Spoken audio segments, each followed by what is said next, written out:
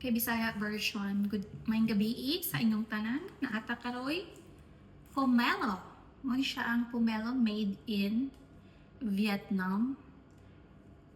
Ang presyo ani sa kabuok is 810. So around 130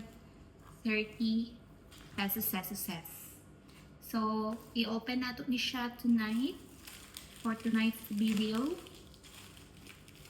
Tanaw na to kung kaybaw tama. Abli og buongon. So sa una nami buongon sa mo ang backyard. Oo, mga tana. Pero ang among buongon sa among backyard kay kanang karap. Gamay lagi ng kutsilyo imong gigamit. Oo, So para, is that the standard things that you want to use? para makontrol na ko siya kasi dapat di siya masamad. Oh, really? Kasi Okay. pag nasamad ang buongon kay magpait ang yang So yung ano niya siya pagpanit. ingani ko magpanit og buongon. Kanang... So imo ni mo na siyang mura siya round and round and round. so hindi siya maputol, no? Ang imong pagpanit, so continuous pa rin siya. Yes, continuous lang siya. Perfect. So, spiral. Alright, let's go. Ito yung tinatawag na spiral. So, ingat tayo na hindi siya masugatan. Kasi pag nasugatan siya, magpait siya. Ano sa'yo masugatan? Kanang maano na nimo siya ba?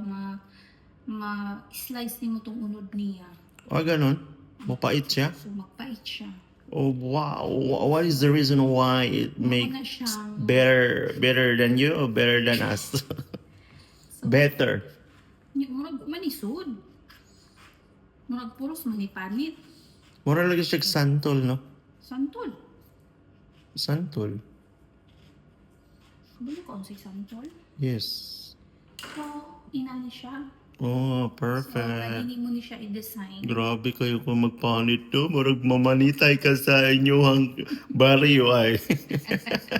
So, amazing, diba? So, imo siyang himuongin na para himuon mo siyang basurahan.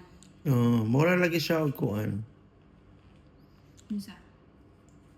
Mura siya santol nga gipanitan. Kay nga na og color, di ba? Santol? Mm. So, from there, you start na to kuha-kuha da ano.